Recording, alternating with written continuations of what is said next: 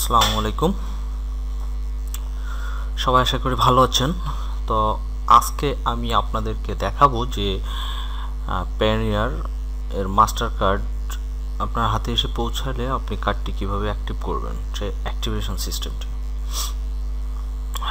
তো আশা করি আপনাদের সবারই প্যানিয়ারে অ্যাকাউন্ট আছে, এবং যদি না থাকে তাহলে এই ভিডিও ডিসক্রিপশানে লিঙ্ক রয়েছে, এই লিঙ্ক থেকে আপনি সাইন আপ করবেন, তাহলে আপনি $25 বোনাস পাবেন। ঠিক আছে,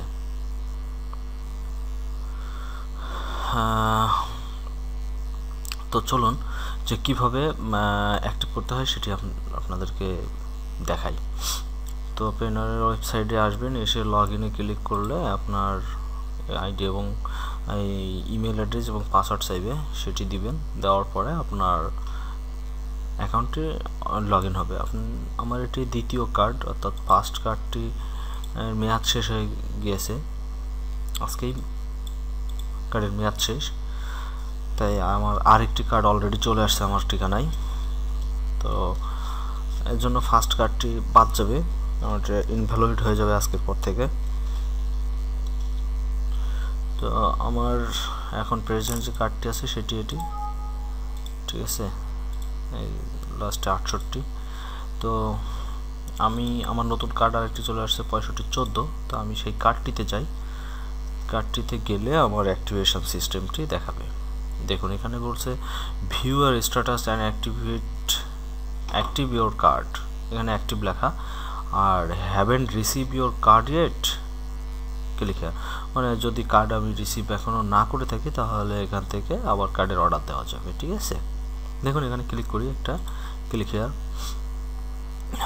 তো এখানে আমার শিপিং অ্যাড্রেসটা সব কিছু ডিটেলস এখানে দেখাবে। তো এখান থেকে শিপিং অ্যাড্রেস কমপ্লিট করে আই এগ্রি দিয়ে অর্ডার দিয়ে দিলে আবার আমার ঠিকানায় কার্ডটি চলে আসবে। ঠিক আছে, তো যেহেতু আমার কার্ডটি চলে আসছে, তো আমি এখন অ্যাক্টিভ করব। অ্যাক্টিভেটে ক্লিক করলাম, করার পরে এখানে 16 ডিজিটের নাম্বারটি চাচ্ছে। তো আপনার কার্ডেই এই 16 ডিজিটের নাম্বারটি লেখা থাকবে। ঠিক আছে, তো আমি আমার কার্ডের নাম্বারটি দিচ্ছি 53001127016514।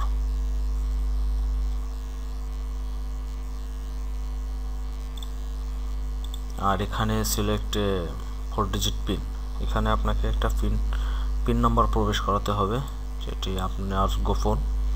এই পিন নাম্বারটি আপনি কারোর সঙ্গে শেয়ার করবেন না। ঠিক আছে,